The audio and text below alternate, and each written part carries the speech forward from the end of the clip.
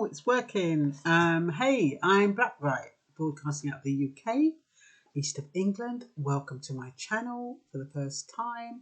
If you're passing, you're welcome to click the thumbs up, thumbs down, and subscribe and mingle with my subscribers and write comments and all that kind of stuff.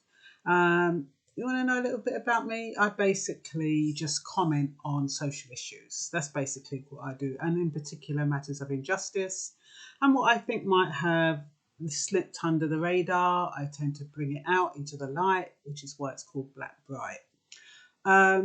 So what I wanted to talk about today was the surveillance systems that they're using on protesters, and whether or not these surveillance systems is what helped to open up that bust.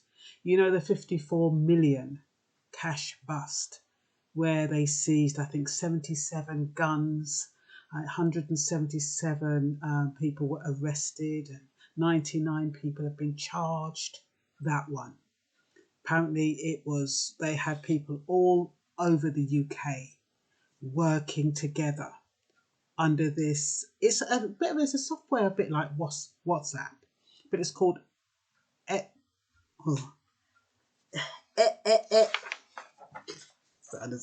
I've got a stammer, don't I? Now, what is the name of that? Enco Chat. Yes, Enco Chat is supposed to be a system that cannot be decrypted. The users of it, there's 10,000 in the UK, pay £1,500 every 6 months for the contract. And it's supposed to be unpenetrable. But the UK penetrated whatever systems they had. Now, I'm not sure if they penetrated it through the, the Stingray systems, or they've got quite a few little systems that they've got going on. I don't know if that's how they encoded it, but we do have some serious surveillance operations going on, and it's not in human form. Most of it is through drones, most of it's through aeroplanes or helicopters. So they have been using them on protesters. I know in the US, not quite sure about the UK, but I would think that if they are using surveillance cameras on protesters, they're more likely to get accurate people to arrest, as opposed to just picking out people at random and assuming that they've caused an offence. I would like to think that be the case, that it actually protects the protesters as opposed to those who are rioting. Some of them who have been planted, some of them who might be genuinely those people who just want to cause problems.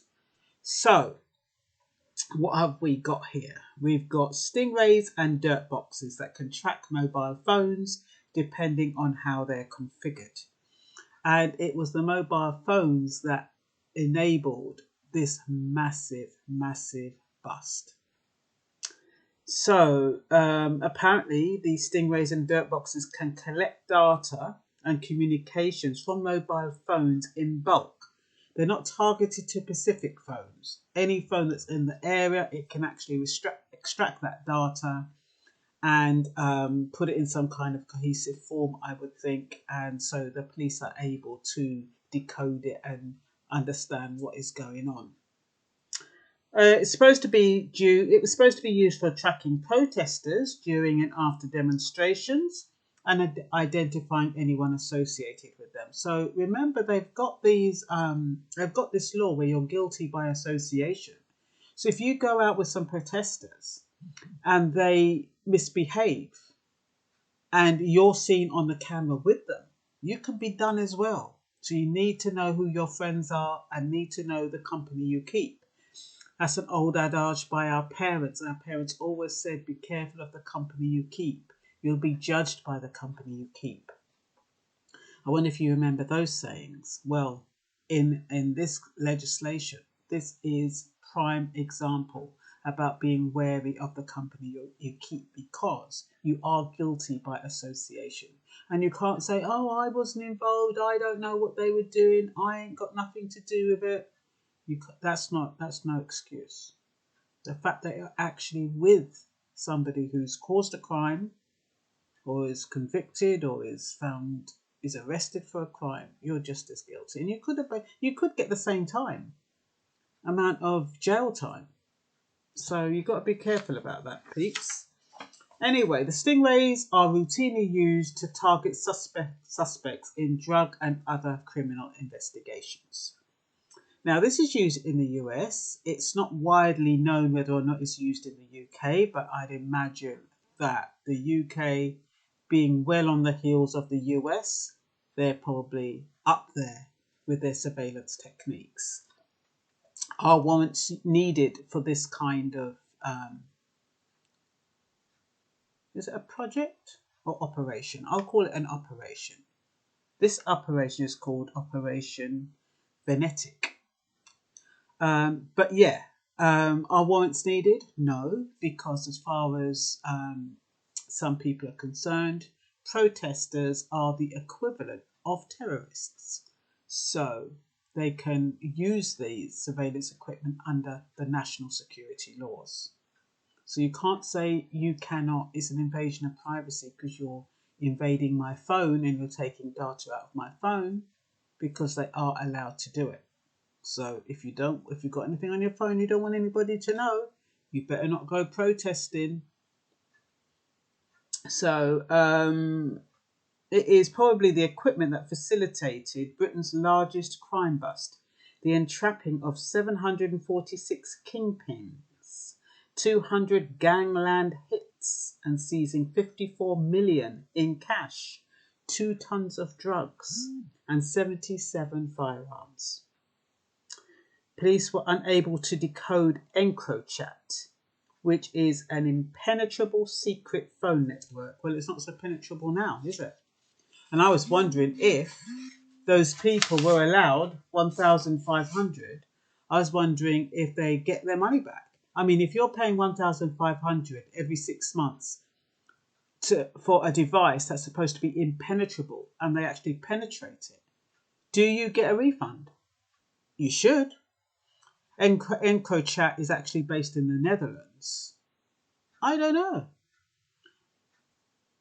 60,000 users of Enco Chat worldwide. And I mean, the fact that you're using Enco Chat, I would have thought that would raise alarm bells. Because it's just like people who use VPNs. What are you hiding? I think those kind of things are going to wave a red flag to the FBI, the CIA, whoever it is, who are on the alert for terrorists and crime.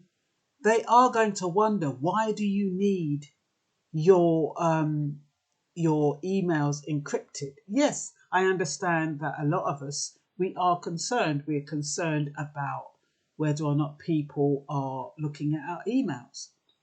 And then you have like government organizations, they have to protect their clients. So they have to be encrypted.